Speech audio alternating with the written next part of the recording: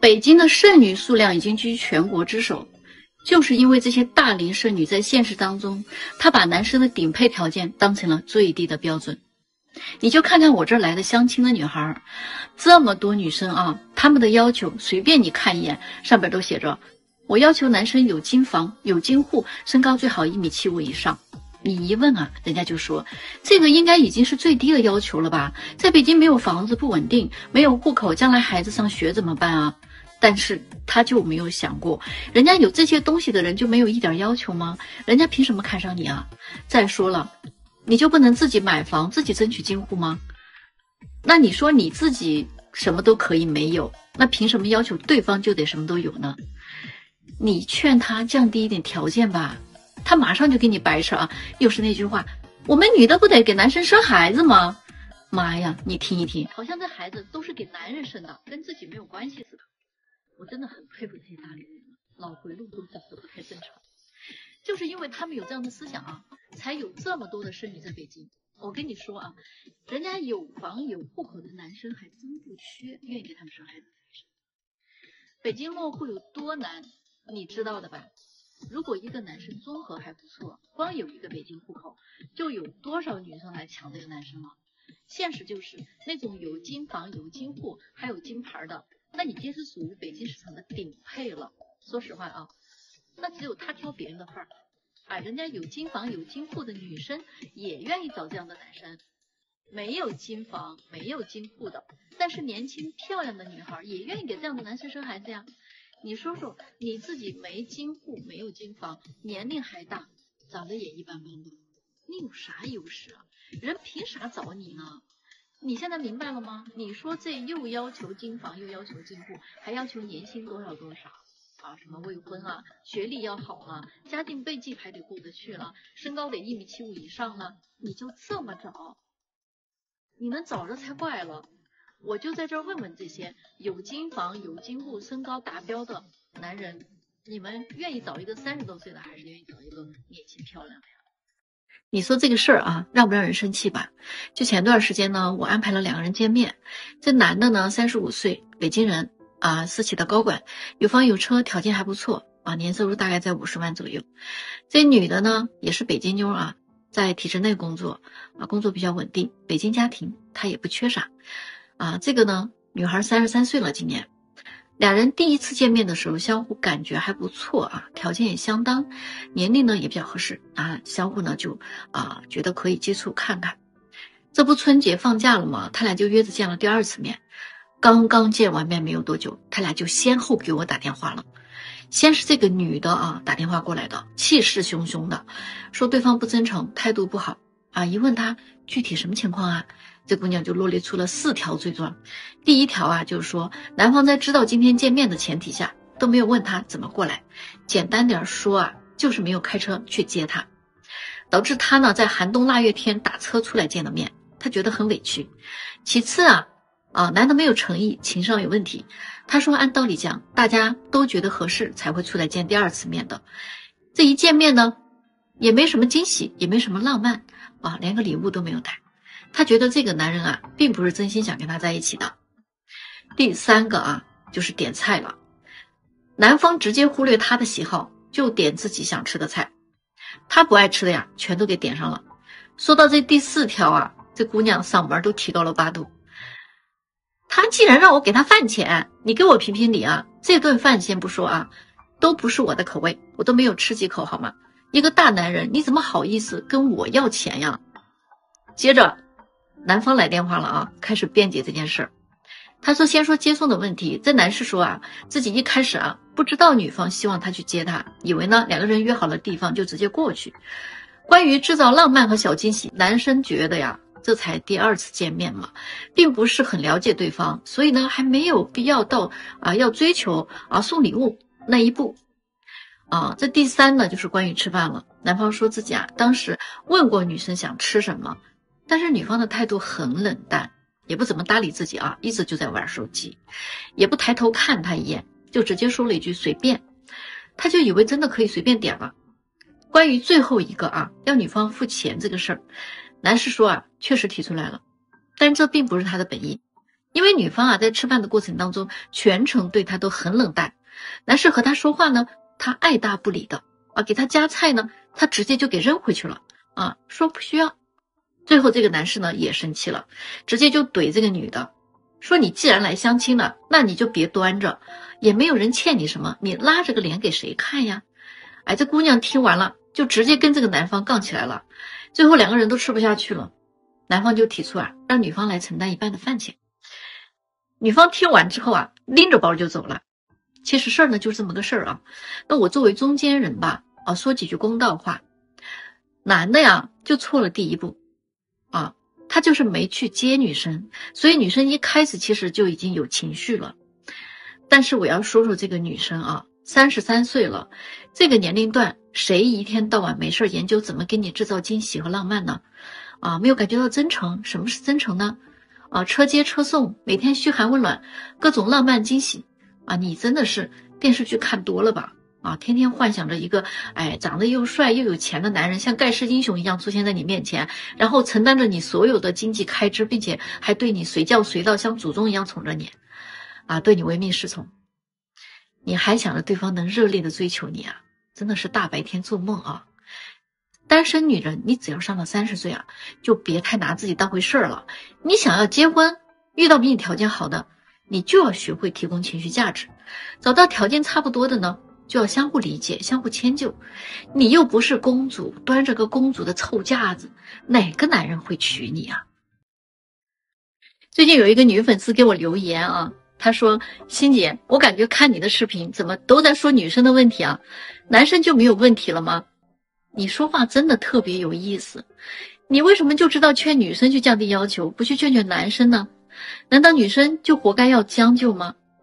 还有啊，女生跟男生出来相亲吃饭，本来就应该男生来买单啊，要不怎么给我们留下美好的第一印象呢？要是连一顿饭钱都舍不得花，还出来相亲干什么呀？他就活该单着。我觉得他提的这2个问题啊，很好，非常具有代表性。啊，代表了大部分剩女的心声。其实你们也都应该发现了，不只是我，几乎全网所有的红娘都在说女生找对象的时候呀，要清醒一点，去正视自己的条件，再选择你的要求。为什么我们不劝男生啊？因为人家男生的要求已经够低了。就拿我们北京本地的男人来说，人家有房有车有户口，人家的要求啊，可能就是说这个女生呢有一个稳定的工作就行，然后呢长得漂亮点，其他都不做要求了。那我请问人家还要怎么低呀？对吧？另外呢，很多的女生啊结不了婚，还不是因为你们对男生的经济条件、外貌要求都高出了边界吗？还说呢，相亲的时候就一定得男人来买单。我请问是谁规定的这一条呢？人家买单，那是人家做人的风度，人家不买单，那也没什么毛病。你跟人家还八竿子打不着任何的关系呢，就俩人坐那儿认识了一下，就一定得男生来付出吗？你们不是一直都在喊着男女平等吗？这时候就不用平等了是吗？还有个女生在评论区里头问我说，一顿饭钱都那么算计的男人，你为什么不去劝劝他多赚点钱呢？我真的是笑了啊！我们确实可以劝他们多赚点钱，但是人家男生如果真的赚到很多钱了，还会看得上你吗？最近一个42岁的未婚男人，他的一番话真的给我震惊到了。我们在闲聊的时候呢，聊到了婚姻这个问题，我就很好奇，我就问他，我说你都这个岁数了，怎么还不抓紧找一个赶紧结婚呢？你不着急吗？父母肯定也得老催你了是吧？结果你们知道他怎么跟我说的吗？他说我都已经这个年龄了，该经历的我都经历过了，现在越大我越不想结婚，一个人生活都习惯了。说实话，生活中除了生孩子这件事情，我真的什么都会，洗衣服、做饭、收拾屋子，出去挣钱。缺女人也不是找不到，不一定非得结婚啊，找个合适的呢太难了，索性我就放下了，随缘吧。他说其实我也是不想背负压得人喘不过气来的车贷和房贷，懒得在每一个节假日想着办法去给对方制造惊喜浪漫。说实话，现在的女人太难伺候了，我也不缺个祖宗啊。我不想一边辛辛苦苦的上班，我还要担心自己要是不够努力的话，老婆会不会嫌弃我跟我离婚啊？我也不想夹在我老婆和我老妈之间受气，更不想一边孝顺父母，一边还得考虑传宗接代。而且呢，有了孩子之后，还得拼了老命给孩子买房买车。等孩子长大了，我也老了，接着我还得操心孩子的婚事，我还得帮忙给他带孙子，重复着老一辈的生活方式。我自己能享受几天美好生活呢？自己一个人生活多自在啊，饿了就吃，困了就睡，想打游戏我就随时打，没有老婆管着，也没有孩子缠着我，钱多我就多花点，没有钱我就少花点，一个人吃饱了，全家都不饿。那我就问他，我说那你想过你老了以后怎么办呢？你一个人，别人都在享受天伦之乐，你呢却是孤孤单单的一个人，回到家连个说话的人都没有，万一你生个病，谁又来照顾你啊？你知道他怎么说的吗？他说，等我老了，那都是几十年以后的事情了，社会养老服务啊会更完善的，那个时候我可以选择居家养老，抱团养老，或者呢我就去养老院，都能解决问题。现在这个社会啊，你不能去指望儿女能给自己养老，还得靠自己，婚姻的意义真的不大了。那我听完他说的这番话，倒吸了一口凉气啊！要是大家都这么想的话，那我不得失业了吗？那对于他的这一番观点，你赞成吗？有句话我不知道该不该在这里说啊，但是啊，咱们有些女人真的太让人操心了。现在就这么发展下去啊，真的有可能会越来越难嫁出去。这个会是真的，因为在未来可能跨国婚姻已经要成为主流了。外国的妹子啊，想一想，长得美不说，人家也没有那一大堆的卖身契，人家谈恋爱结婚都是可以跟男人 AA 的，不会跟男人要包包要转账要房要车要彩礼。目前我认识的好几个相亲相了好几年的小伙子，都是相了好几十个中国姑娘啊，最后呢人家牵手了一个外国女孩。这事儿呢说起来呢也不算稀奇了，但是这种趋势已经开始出现了。以后呢可能会有大量的俄罗斯女孩、越南、缅甸的，还有韩国、日本的。其实有很多外国女生她是很喜欢中国男生的，因为中国男生的骨子里有那种温柔顾家的特性。我呢问过一个其中的男孩，我说你找一个国外的媳妇儿和找一个中国的媳妇儿有什么区别呀？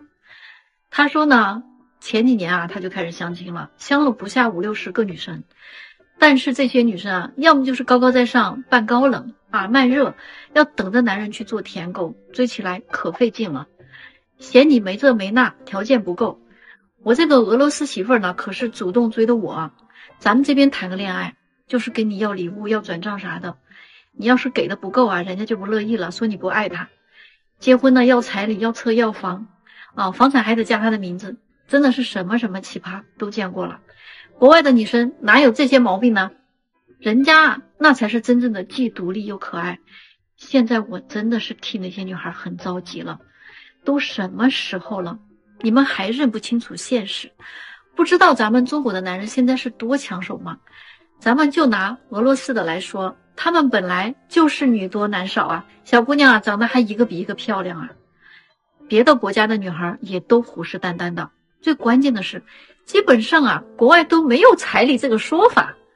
如果咱们中国的女生再去用金钱衡量你们的爱情，那我觉得你一定要想一想，自己最后到底是败给了谁呢？都知道现在离婚率是越来越高了，那根据相关部门的数据统计呢，提出离婚的大部分都是女人。那我们可以来看看现在的有些女人呐，都是什么思想。嘴上呢一边在嚷嚷着男女平等，一边呢又做着极度双标的事儿。比如说男人听妈妈的话那就是妈宝男了，女人要是听妈妈的话那就是乖乖女。老公的工资必须上交，老婆给老公花钱那就是男人在吃软饭。一边说着女人要独立，一边又喝着毒鸡汤，倡导不劳而获的思想。他们心目中想要的是一个格局比我大，能力比我强，眼光比我长远，能教我人情世故，带我看世间繁华的男人。很多很多的女人对这样的话是一点抵抗力都没有的，潜移默化中就觉得只有这样的男人啊才配得上自己。那我觉得啊，一个人你有梦想有标准是好事儿，但是咱不能满口叫着我要什么我要什么，你却忘了你能给别人带来什么呢？你找一个普通男人，那你是不是就该给予他认可支持和包容，接纳他的平庸，经营好你们的小日子呢？你如果找了一个成功的男人，那你是不是就要懂得给他温柔理解和情绪价值呢？女人嫁错毁一生，但是男人娶错却会毁3代，这样的道理都懂吧？你看看60、70年代的女人，没有彩礼，没有嫁妆，相互喜欢就结婚了。婚后女人都恪尽本分，相夫教子，勤俭持家，懂得体贴，给男人一个温暖的家。那时候的女人呢，也懂得我要读书，我要跟男人共同进步，让日子过得越来越好。女人也要撑起半边天，我才配得上他。离婚在那个年代是一件很羞耻的事儿啊。而现在的女人呢，离婚了，第一件事是晒朋友圈，广而告之我又单身了。大部分女人结婚只是为了想过坐享其成的生活，结婚就是为了吃老公喝老公，吃完喝完还得骂老公没出息。中国男人说实话已经很拼了，但是女人们还是不满足啊。其实男人很少会去计较自己付出了多少，他们不怕多苦多累，他们最怕的就是自己又苦又累，还被别人当成了驴肝肺。说白了，离婚率这么高，主要还是女人不满足。你们说对不对？大家有没有发现一个现象啊？现在的男人呐，突然就醒悟了，直接躺平了，爱咋地咋地。资本呢，确实薅不动他们的羊毛了。曾经我们看到过很多这样的广告啊，爱他就带他去吃法餐，在烛光下点燃你们的爱情，爱他就送他最好的，男朋友不买礼物就是不爱，没有转账没有红包那更是不爱了啊！他们呢还创造出了很多名目来搜刮年轻人的口袋。卖包的说包是女人的第二张脸，卖化妆品的说没有丑女人只有男女人，卖房子的说结婚怎么能没有房子呢？没有房那女人得多没有安全感呀！就连卖奶茶的都出来创造了一句经典，秋天的第一杯奶茶啊，来营造这种营销的气氛。你再看看那些为了营销无端创造出来的所谓的节日，什么618了双11了双12了等等，这些都是为了让你消费的。回过头他们在用各种毒鸡汤去给女生洗脑，给你花钱的男人不一定是爱你的，但是不给你花钱的男人那一定是不爱你的。在各种营销的强烈施压下，恋爱的成本变得越来越高了。有很多普通工薪阶层的男生他根本就谈不起恋爱，许多男生干脆躺平了，老子不追不娶不结婚，爱咋地咋地。女孩子们也被骂得很惨，说他们太物质太现实。看一看现状啊，大龄单身队伍之庞大呀！据说全国现在有1亿多单身女性，她们都是真的不想结婚吗？不是，她们不过是想找一个条件好的人结婚，她们宁愿高质量的单身，也不想要低质量的婚姻。特别是35岁以上的大龄剩女们，如果她们仍然抱着这样的期望和诉求的话，再加上现在的男性已经醒悟了，躺平了，人家不追了不娶了，那些大龄剩女们就更加的难结婚了。但是资本也真的是薅不动了。这个说明了什么呀？说明我们的社会是越来越理性了，越来越进步了，已经回归到了理性和感性的平衡线上。这是不是一种认知思想的进步呢？